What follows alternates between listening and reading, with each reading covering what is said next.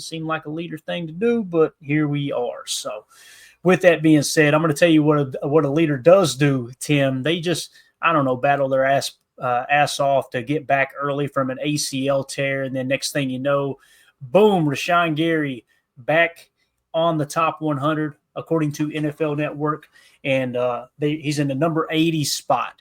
Now, here's the thing that I like about the top 100, and there's some people that go, it doesn't mean anything, guys. This list is voted on by the very people who have to line up across from him. It's voted on by the rest of the league. These are players in the National Football League going, that's a dude I hate facing right there. He's a real deal. So when we get in the season, just remember this stuff. When you get into the season and you have overly emotional fans, and there's always got to be somebody who's to blame, right? Listen, I'm as guilty as anybody. Like in the heat of the moment, you get upset, you get aggravated, right? You want to blame somebody, something. Just understand, you got to step back, and until you watch the tape, until you see exactly what happened, maybe most people, Tim, are good enough to catch it the first time through on the TV copy. I'm too stupid to do that. I have to watch it 3 times before I go, okay, got a decent idea of what actually happened in that ball game. You know what I'm saying? So the fact that the top 100, Rashan Gary making it number 80 this year, I think it's absolutely awesome. And you feel a little bit vindicated, Tim, because we talked about this all year long. It's like, why are people dragging Rashan Gary? He is a run-stopping machine, and third downs, an absolute demon on third downs getting after the quarterbacks. So what you take on Rashan Gary, we'll dive into a couple of statistics here. I just want to get your initial take. What do you think about Rashan Gary, number 80 there? And I feel like that's fair too, by the way. Some people may say that's a little low. No, he took a step back this year. There's no two ways about it. But to me, it feels like it's more in regard of focusing on the run. But go ahead, Tim. Yeah, I would agree with that. I think it's fair as well. 75 to 80 range, I think that's fair.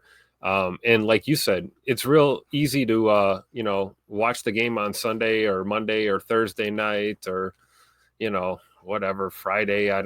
Pretty soon we'll be playing 7 days a week, hopefully in the next couple of years. But, you watch a game one time through and it's like, oh, Rashan, he didn't get home or he didn't play well. You get to that second, third, fourth trip through the film and you see 2, 3, 4, 5 different things every time you watch tape. And, you do notice it after really focusing in on what he's doing. He's not always trying to rush the passer.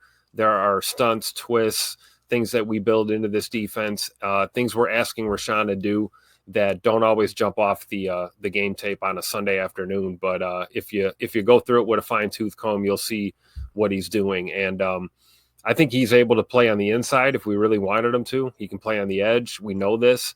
So I think top 80 is fair, certainly. And especially like you said, Clay, this is not, just talking heads like us. This is people that he lines up in the trenches with every week voting on him. So I think it's fair. Definitely. Let's go to the chat here. Clint Armchair Quarterback says respect for Rashan. Elijah Gwynn says NFL players think Gary's a dog, and most NFL fans think he's a dog. He got voted to the Pro Bowl. Seems like Packer fans are the ones dragging him.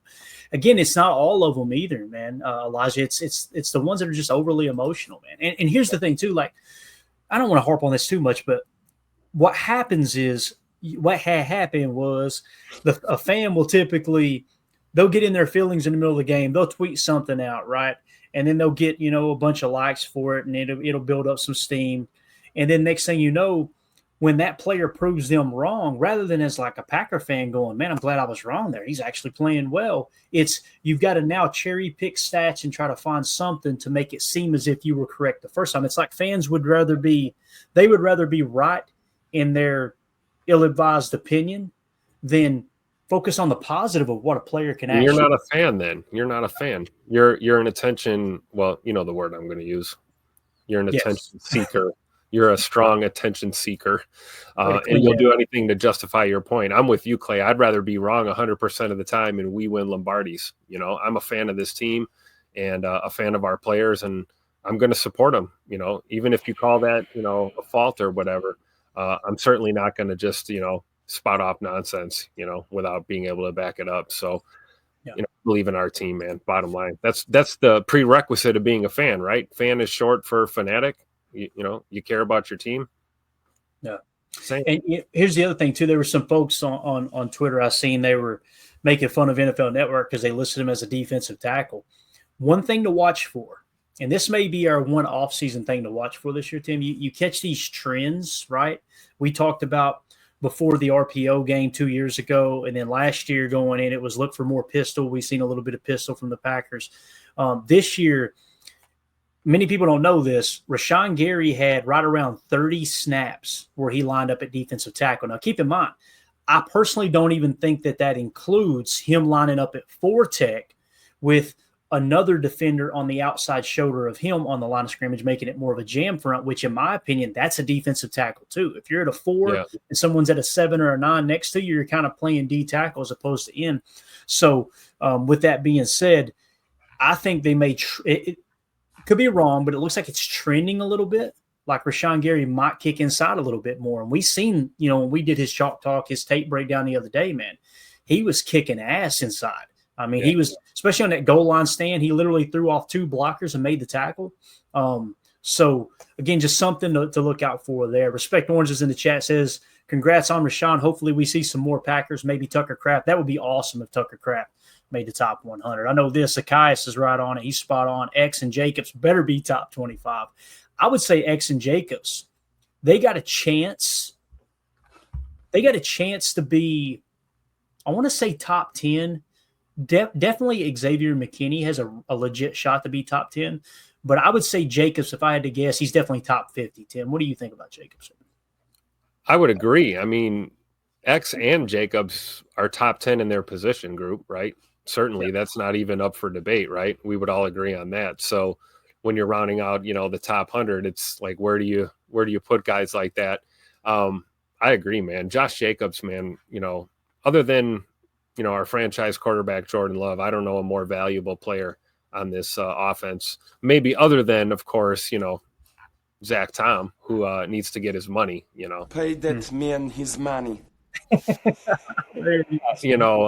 Certainly Jacobs is that dude. And on the defensive side of the ball, we know X is that guy, and he's going to continue to show it this year as well. So, yeah, I think top 25 is reasonable for both of those guys.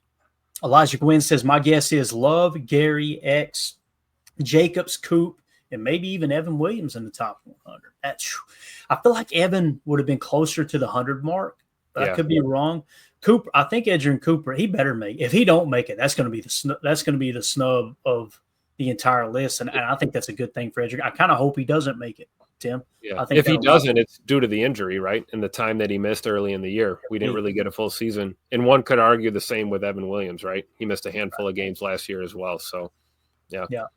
Ron Sample says Gary needs someone on the other side to pick it up a little bit. He needs more snaps as well. That's the thing, too, is like playing, 59% of the snaps. And he played in all 17 games. By the way, I think that was the first time he did that his entire career, I believe. You guys need to go watch that little video they tweeted out about this because it was really, really good. It also talked about, it showed how he was freeing people up to get to the sacks as well, occupying double teams, things like that. So one way to get more snaps is kicking them inside on occasion, right? See, that's the thing. Play off the edge and then mix it up, stick them inside, right? Maybe a little 3-tech or something. Who knows? And we were talking about that, right? Like, what if you put Devontae Wyatt in that nickel 4-2-5? What if you put Devontae Wyatt? This is when Kenny's gone, right? You put Devontae Wyatt at the 1-tech or the 2-eye, and you put Rashan Gary at the 3 to 4-eye, the 3-tech to the 4-eye. So that'd be interesting. Daryl in the chat says, hoping Jaden Reed and Tucker Kraft will be in the top 100. That's another one. Jaden Reed might be there, man. It could be. Solder says Gary at edge and LVN and Wyatt at D tackle on passing downs already. See, that's another thing too, Tim. You can kind of mix and match and throw LVN inside too. So that's so true. Be interesting. Yeah. And LVN finished strong, boys. He finished real strong. At the end of the season, I can't remember, Ryan had the numbers, but it was, I want to say it was around 14 or 15% pressure rate the second half of the season. And he finished on the entire year over 11%, which we've talked about. It was a better quarterback pressure percentage, according to NFL Pro, a better pressure percentage than both TJ Watt and Max Crosby, LVN has. So going along here, Green Bay Packers defensive end Rashan Gary has once again been recognized among the elite in the NFL, landing at number 80 on the league's top 100 list as voted by his peers. This marks the return to the prestigious ranking for the 27-year-old edge rusher. Though it's a drop from his number 50 position entering the 2024 season, Gary's inclusion highlights his consistent impact on the field as the Packers' best run defender and pass rusher. Here's a stat for you. Check this out. Gents, shout out to Steve Cook. He had tagged me in a tweet with this. Rashan Gary, this is according to NFL Pro, Rashan Gary generated pressure on 23.5%. Again, 23% of his pass rushes on third down last season. That was the sixth highest among defenders with at least 75 pass rushes on third down. Gary managed to generate pressure on just 7.8% of his pass rushes on early downs. People see that and go, what did they do immediately, Tim, in the tweets? He was trash on the early downs then. Watch the tape. The answer is always on the tape. We talked about it all year long. You can see them harnessing the pass rush to stop the run game. And the result of a 7.8% pressure rate on pass rushes on early downs, what's the trade-off there? You finish second in the league in run defense. Like, that's how the game's played. And tip your cap to Jeff Hafley for not listening to people putting pressure on you. Go, hey, you need to get this pass rush going. He's going, this is doing exactly what we needed it to do. I love it when a plan comes together. So, again, though, that 23.5% pressure rate on third downs, Tim, again, sixth highest in the league. Borderline, I mean, right there on the cusp of breaking into the top 5. Excellent number there. Yeah, I love it. And we knew we needed to get better in the run fits, right? That was our Achilles heel for many seasons prior. And, you talk about on early downs, the percentages being lower with the pressure creation. Let's not forget, we're not asking him to pressure the quarterback every single time, especially on early downs. A lot of the time, that's when we're running stunts, twists. We're asking him to occupy a blocker or two or plug a gap so we can run somebody in behind him. And to Rashan's credit, that's what he does. And he does it damn near perfectly, if you ask me. And a lot of times that doesn't jump off the film to the average fan. And so, you get down on a guy like that because you're not looking for the intangible. And the intangibles show us over the course of a year, we improved in the run game. And, we're going to need to take another step. We're losing TJ Slayton this year. We've got young guys, Brinson, Stackhouse, Devontae Wyatt. There's some names in the mix that are going to try and fill that gap. But we have to do this by committee, and that's our edge guys and our DNs as well. Yeah, definitely. Ron Sample says if he could do it on third down, it's guaranteed he could do it on early downs of apps. Yep. That's the thing. Like, it's very well said. All right, so last season he excelled in setting the edge, ranking among the top edge defenders against the run with minimal struggles in containment. He also led the Packers in quarterback pressures with 52, sacks with 7.5, and run stops, finishing 11th in run stops among all defensive ends league-wide and boasting one of the highest run defensive grades on the team. So, again, how cool is that, Clay? He led the Packers in quarterback pressures with 52, his jersey number. I love it. I'm a nerd. I love stuff like that. I didn't even realize that till just now. 52 got 52 pressures. I love it. That's awesome. And the other thing, too, again, he's 6th in third down pressure rate, and he finishes 11th in run stops.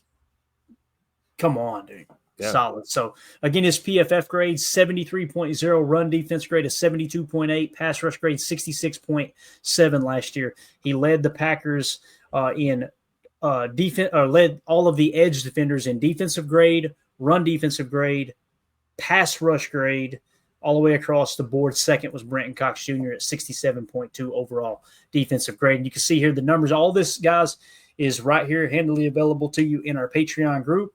If you want to support the show and join the Patreon group, just go to patreon.com/PackerFan Total Access or scan the QR code in the upper right. The $3 tier gets you access to everything on the site. But you can see all the numbers there, the 52 pressures. The closest person to him in quarterback pressures was Kenny Clark at 27. Rashan Gary had 52, while only playing 58% of the play time there. So, interesting. And also on this, you can go notice at the top of the page here, you get a 3-minute clip of the Chalk Talk episode we did. You get the raw, just the cut-ups, the coaches film cut-ups that you can watch there as well. So make sure you go check that out. Tim, anything